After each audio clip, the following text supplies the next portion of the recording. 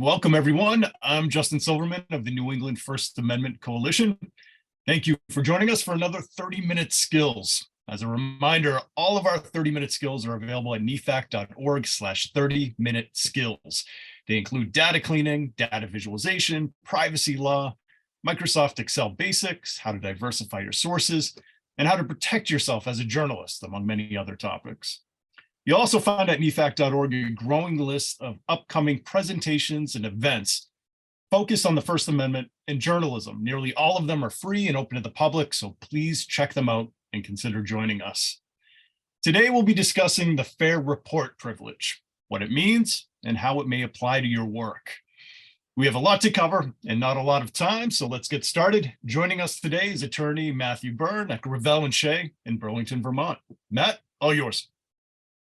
Thank you, and welcome to everybody. Today, I'm going to talk about the fair report privilege and to give you some tips about how to write articles about official government proceedings so that you would fall within the privilege. But before we begin, I wanted to talk a little bit about disclaimers that attorneys have to do when they give these sorts of presentations.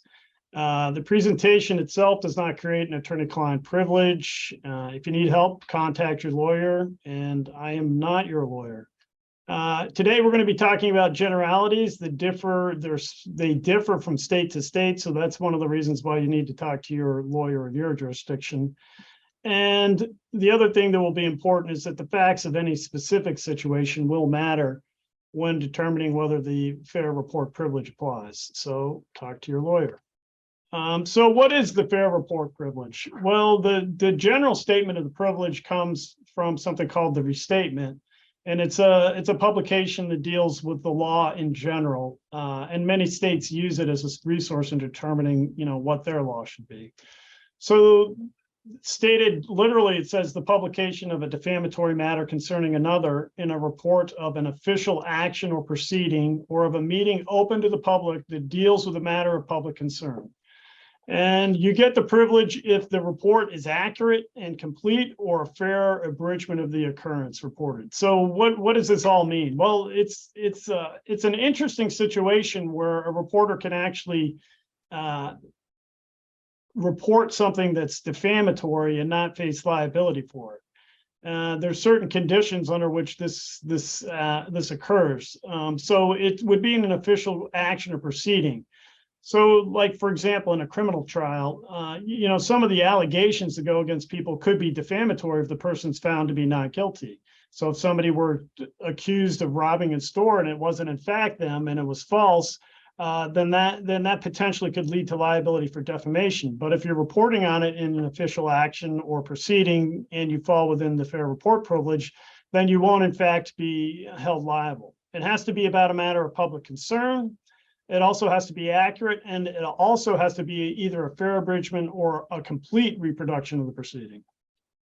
So what do some of these things mean? Well, legally, defamation is a false statement of material fact. You have to do it with a certain state of mind. In general, that means that you were careless in putting the report together, or if the person is a public official, there's an even a higher standard guaranteed by the United States Constitution. So the other thing that usually occurs in defamation is that there's a damage to the reputation. So generally, that's what a defamation is. So what does it mean to be accurate under the fair report privilege? Well, the comment to the restatement tells us something about it. In general, what it means is you don't have to be exact in every material detail, in every small detail, or you have to be completely precise in the terms of a technical or a scientific reporting. It's enough that you get the essence of what it is substantially correct when you're talking about the proceeding. So, and the key in reporting on whether it's accurate is not the factual accuracy of whether somebody, for example, the person that we had who was charged with a crime, whether it's in fact accurate that they did steal things, but whether it's true reflection of what occurred at the proceeding, what happened at the trial, or what the decision of the government agency was. And in determining whether it's true or false, the state of mind again comes into play.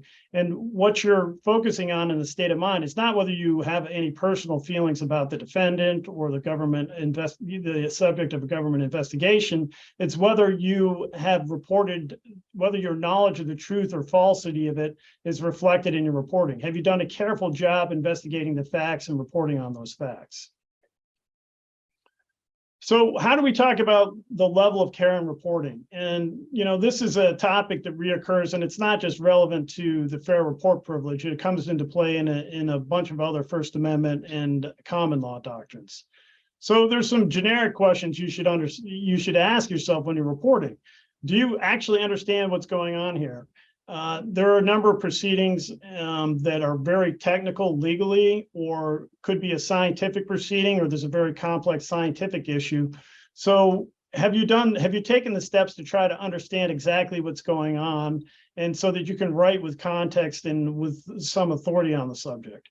And oftentimes I've had reporters call me on unrelated cases, and they take the time to figure out whether their understanding of the legal proceeding is correct. And talking to other people outside of the main subjects of the proceeding is helpful in laying a record that you've been careful in the reporting that you've done. The other thing that courts often look at is, did you try to get both sides of the story? Again, this is relevant not just for the fair reporting, but it's also relevant to things like the special privilege for New York Times versus Sullivan. So in a legal proceeding, did you listen to what the defendant had to say at trial? Or did you actually talk to the defendant to see what they had to say about it? Did you try to get a comment from the defendant? So all of these are evidence that you took care in reporting the information that was going on at the official government proceeding. And it becomes relevant in determining whether the story is accurate and it meets the fair report privilege. Well, what else should you keep in mind as a practical matter? Well, the issue of record keeping it can be somewhat fraught, but in the context of the fair reporting privilege itself, did you keep a system of notes for your reporting? It's a topic that you probably should discuss with your editor and your lawyer. It also becomes a very sensitive subject when you're talking about confidential sources. And there's some countervailing considerations when you're dealing with those confidential sources. There's also things like the reporter's shield law that comes into play. But in establishing the level of care that you took in reporting, keeping your notes, and also keeping copies of the government documents that are the basis of your reporting is often very helpful in establishing the fair report privilege. Because if you can cite to those official government proceedings with specificity and show that you're actually just taking stuff from the decision or the report from the government, that's very helpful in invoking the fair reporting privilege. Another area that's been developing quite a bit is something called an anti-SLAPP law. And that shifts the burden very early in the case to determining whether this complaint that somebody's brought against you has any sort of factual basis or arguable basis in the law. And it works in a similar way to the fair reporting privilege, but the advantage of the anti-SLAPP laws is if you're successful, you can recover all of your attorney's fees. Whereas on a motion to dismiss for fair reporting privilege, you might not be as successful. So then the question becomes, what's an official action or proceeding? Well, the classic example that we've already talked about are judicial trials. There's also criminal pretrial proceedings like a motion for suppression, the arraignment where the criminal defendant comes in and pleads not guilty. And in those circumstances, as we've discussed, you would try to report arguments made by the defendant, the plea that the defendant made, so that you can show that both sides of the proceeding were represented and it was an accurate report of what happened. If you only report what the prosecutor says, or you only report what the judge says, you may not capture everything that occurs at the proceeding, and it may not be considered a fair abridgment of the proceedings. It's important to let the reader know that there's more than one side to the proceeding, and that they can, if they want to, look more carefully into the proceedings. Another classic example would be the floor debates in Congress or in the state legislature. Those are examples of official government proceedings that are widely accepted as coming within the privilege. So there are some other categories that you might think about that may come within the fair report proceeding. What about an internal investigation of drug use in the police force? There was a case in the DC Superior Court that dealt with that particular issue, and the court found that in fact it was covered in a fair reporting privilege. But there are other courts that are going to go the other way with that. So keep that in mind in determining how you're going to be reporting on this. And what about an investigation into whether the U.S. is winning the Vietnam War? There's a very famous case called the Pentagon Papers that decided that journalists had the right to report that, but nobody in those proceedings got sued for defamation. So whether the official government proceeding is public or not, it's going to play a role in whether the court determines whether the fair report privilege applies or not. What's a fair abridgment? So this is, again, we go back to Common F, which says that you don't have to report on everything that occurred or every immaterial detail. It's good as long as you get it substantially correct. Now, obviously, there's some judgment calls to be applied by the court, like what is an immaterial detail? What does it mean to be precision in technical or scientific reporting? Does that really apply when you're actually talking about a scientific proceeding or expert testimony that delves deeply into scientific topics? And what does it mean to be substantially correct account of proceedings? Now, this is, judges often read in things into this type of language. Substantially correct is not exactly a scientific formulation. So a lot of times the court's going to be reading in its own values and determining whether the fair report privilege should apply. So that's, a lot of things that appeal to judges are fairness. So what they like to hear is both sides of the proceeding. And so when they're looking for something that's substantially correct, they're going to look to see whether both sides have been represented in the reporting on the proceeding. Is it complete? Well, this is another thing that actually technology helps you to deal with. In the old print environment, it was rare to publish whole proceedings. There are a few historical examples of where newspapers spent pages and pages and pages printing transcripts of official government proceedings, but that was a rarity. Now in a digital environment, you can in fact print the whole report. I've seen a number of news articles out there that attach as an attachment the decision, or they provide a link to where people can read the decision.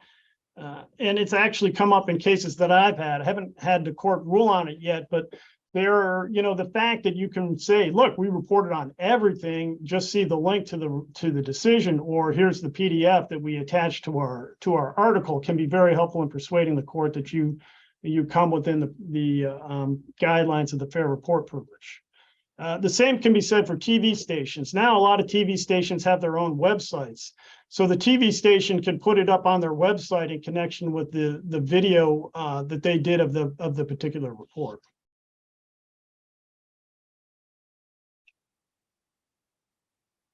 So the other issue that comes up in a lot of these cases is whether it's a matter of public concern.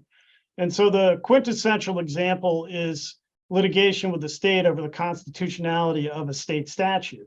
That clearly would fall into the area of a matter of public concern. But then you get into more borderline cases. And again, it becomes a judgment call by the judge. And the judge will rely on this well-developed case law that exists in the First Amendment area dealing with what is an issue of public concern. But in borderline cases, you might have a proceeding like a divorce case between two private individuals. There, the court might very well find that it's just not a matter of public concern. As an attorney, we would argue that any proceeding in a public court is a matter of public concern, but judges have reached opposite conclusions. Another sort of borderline case is a juvenile detention hearing. There's strong sort of policy arguments for rehabilitation as to why the name of the juvenile should not be out in the proceeding, and the stigma that's associated with a quasi-criminal proceeding should not follow the defendant around. So those will be more borderline cases in determining whether it's a matter of public concern. And there may be the other thing to consider about the fair report privilege, if it's still newsworthy and not a matter of public concern, you may have reasons to publish it anyway, and that's something you should talk with your editor out. It's just that you may not be able to rely on the fair report privilege to do it, but you can rely on other privileges that exist in the law to protect the action that you've taken. So what are some of those examples? Well, another report is called the neutral report privilege. This is it's an interesting privilege that exists in the Second Circuit. And the Second Circuit is New York, Vermont, and Connecticut, and it exists in some courts in California. And basically, what the privilege boils down to is when a prominent organization makes an allegation, it's okay for the reporter to report on that prominent allegation of misconduct when the reporter looks at both sides of the issue and reports on both sides of the issue.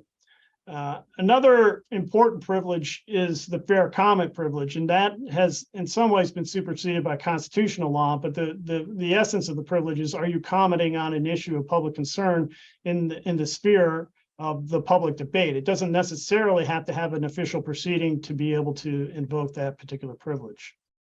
The other privilege that comes up a lot is the New York Times versus Sullivan case, where the person who's claiming defamation, if that person is a public figure, the public figure has to show that there's actual malice in the reporting. And actual malice is a term of art. What that means in the context of reporting is that the reporter was reckless or knew that the reporting was false. And you see this is becoming a huge issue in the Dominion cases against Fox News, and the proof that's necessary to show that the reporting on the 2020 presidential election was done with knowledge of the falsity of the statements that were being made on air on the network. And so how that actually falls out will be interesting to follow, but it is, for most other types of reporting, it is a very powerful tool to show that there's no liability from a constitutional sense for publication of defamation. So if you can't come within the fair reporting privilege, there's a number of other privileges that potentially could come up in trying to protect yourself from claims of defamation. To sum up on some of the tips and the tools that you might use in dealing with the fair comment privilege, it's important to prepare ahead of time before you report on an official government proceeding. What are the type of sources that you're relying on? Are you keeping track of what those sources are? Do you keep a record of that? And are you reporting in a way that reports both sides of the official government proceeding? Are you, in the case of like a judicial proceeding, are you talking about what the defendant said? And a lot of times the defendant may not have a lot to say, but it is important to note, whether they pled not guilty, what their defenses were, what sort of witnesses they might have called. So those are the things to keep in mind as a reporter in trying to report on the fair reporting privilege. Matt, and thank you for all of this. This is really helpful and learning a lot here. I think it might also be helpful too if you could just share with us some of the facts involved in some of the fair report cases that you've worked on to help illustrate how this kind of plays out, from the point of news gathering, through the court system. Could you maybe walk us through a case or two that you've personally been involved in?